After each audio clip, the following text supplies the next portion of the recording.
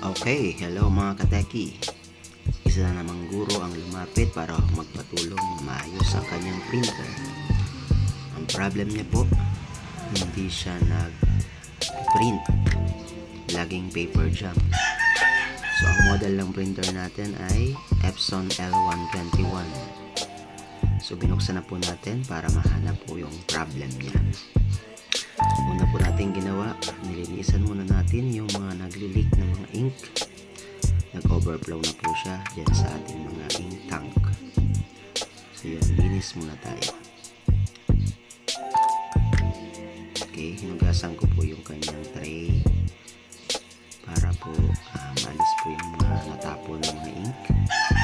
Then ibabalik po natin yung mga ink tank. Dahan-dahan lang, isa-isa. Kasi baka maipit yung mga tube.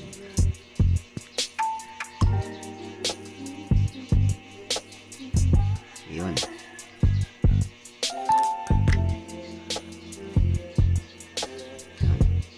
Huwag mag-alala na malagyan ng ink ang mga kamay. Matatanggal naman yan. Pag hindi natanggal, tanggalin mo na yung kamay. Hehehe.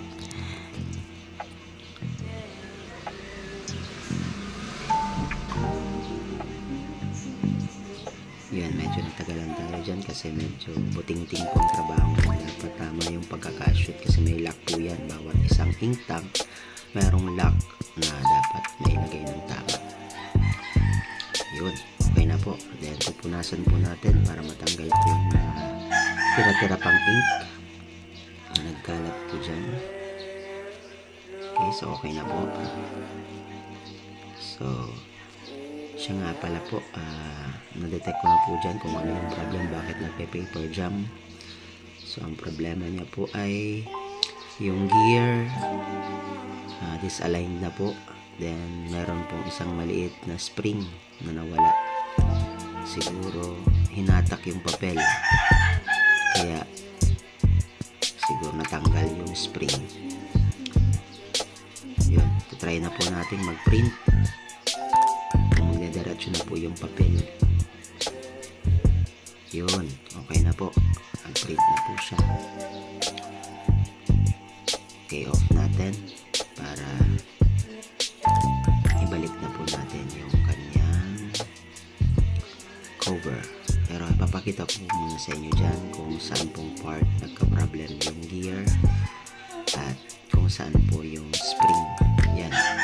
Dyan po sa part na yun, nagka-problema yung gear, kaya hindi po kinukuha or hindi na po paper fed. So yun, doon lang po natin i-check kung sakaling magka-problem po tayo sa pag-print. And tandaan po, huwag po natin hahatakin yung papel kapag kinain po ng printer. Okay, ang hatak, kung sakaling hahatakin, dapat ang hatak po doon sa may baba, hindi po pataas, kasi masisira po yung mechanism ng ating printer. Madidislocate po yung mga gears niya and pwedeng may matanggal na spring. Okay, so yan, gamitin na natin ang pangmalakasang screw na in-order pa sa Temu. Shoutout naman yan sa Temu. Okay, so yan, binabalik na po natin yung mga cover. Siyempre, cover ng ink tank. Yun, meron po yan na dalawang tornilyo dyan sa may gilid. Siyempre, babalik din po natin yung cap po ng ating mga ink tank. Okay na po siya.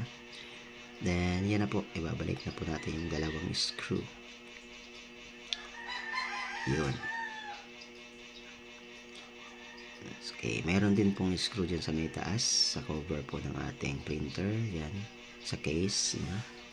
Dalawang gilid din po yan, magkabilaan. So, dyan po ninyo bubuksan at dyan din po lalagay yung ating screw. And sa baba po, yan po, yung ating waste ink pad. Yan, siya yung tumatanggap ng mga itinatapon ng mga ink kapag nagki-cleaning. At syempre, pag nagpiprint, meron pong mga ink, mga waste ink yan. Okay, try na po natin na mag-print ng full page na photo. Kung okay na po ba yung ating color at okay na yung paper fed natin. So yan. Subukan natin mag-print. Okay, yun. Ang ganda na ng pagkuha po ng papel. So yun. Tingnan niya natin. Yun, thank you so much. Ang ganda na po ng printout. At hindi na po nagpe-paper jam. So, saya na naman ni ma'am. Magagamit niya naman ang kanyang printer. Salamat po sa panonood.